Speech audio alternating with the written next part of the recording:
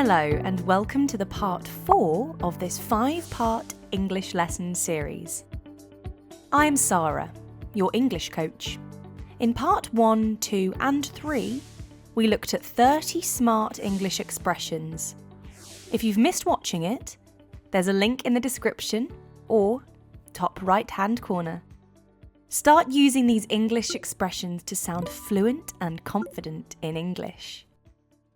When something is easy to achieve, what do you say? It's easy. And when it's difficult, you say, it's hard to achieve. I was hoping you could stop using these basic English expressions and learn 10 smart English phrases to say something that is easy or difficult. That's the theme of today's lesson. Excited? Let's get started. The first smart phrase I have for you is, it was a clinch. When something is extremely easy to do, you can say, it was a clinch.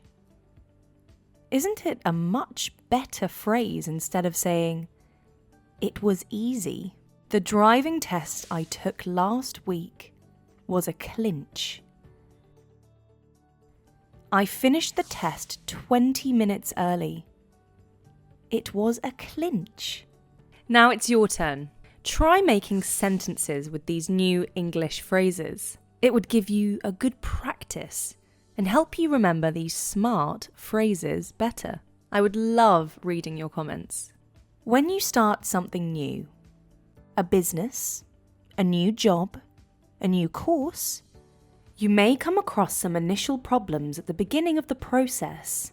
You call them teething problems. When babies start to teeth, they experience swollen gums and feel discomfort. That's where this phrase comes from. These are teething problems. There have been teething problems with the new computer application at work. Most startups run through these issues. They are nothing but teething problems. Don't worry. Moving on, we have, it's a tall order. When something is extremely difficult to achieve, you can say, it's a tall order. It's simple to understand, isn't it? Finishing the project in a month seems like a tall order. Finding a replacement for Ryan is going to be a tall order. He was good at multitasking. Next time, don't say, it's difficult. Instead, you could say, it's a tall order. Here's the next one. It has opened a can of worms. Have you come across a difficult situation that leads to another tough situation? So when you open a can of worms, you face multiple problematic situations. It simply means one situation leads to many other difficulties. Let's look at some examples. My home renovation opened a can of worms. The builders discovered so many problems. I shouldn't have left the car ideal for months. The repairs have opened a can of worms. I wonder how much I will end up paying. Have you ever faced a situation that is extremely difficult to deal with, and you seem to have no solution? Well, in such a situation, you can say, I am out of my depth.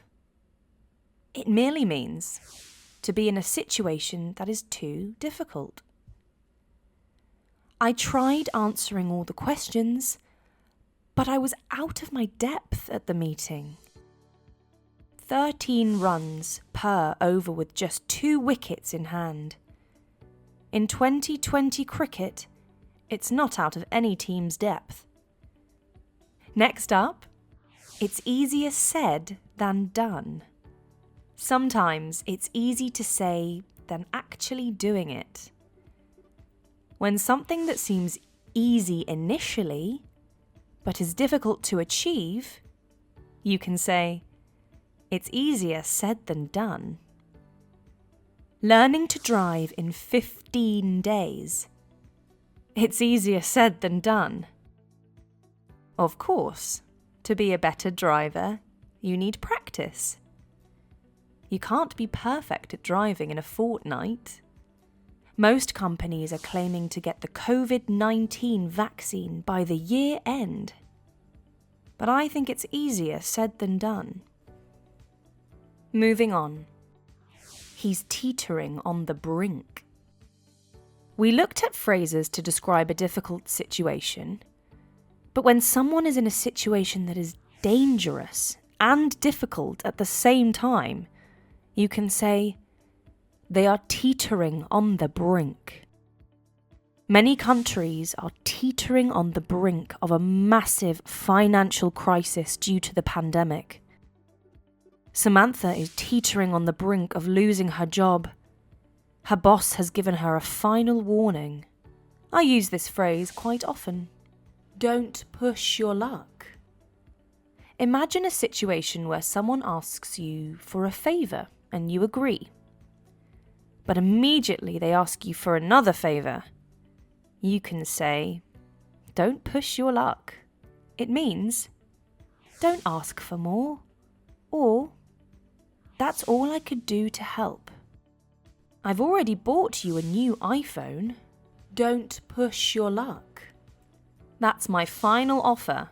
Don't push your luck. Take it or leave it. Here's the next one. It's in the cards. It's in the cards. When there's a strong possibility of something happening soon, you can say, it's in the cards. Moving to New Zealand was always in the cards for Niharika. I was hoping for a promotion, but it doesn't seem to be in the cards right now. This phrase was about when there's a strong possibility of something happening, but what if something is unlikely to happen? You can say, it's a pie in the sky. That's our next phrase. It's a pie in the sky. It simply means something that is unrealistic and unlikely to happen. I think Maria's dreams of becoming a pop singer are totally a pie in the sky. Are you going to present these ideas to the investors? They seem like a pie in the sky. Well, learning English with me is not a pie in the sky. With regular practice, you will indeed speak English fluently and confidently. Let's quickly revise what you've learnt today. It was a clinch. Teething problems. It's a tall order.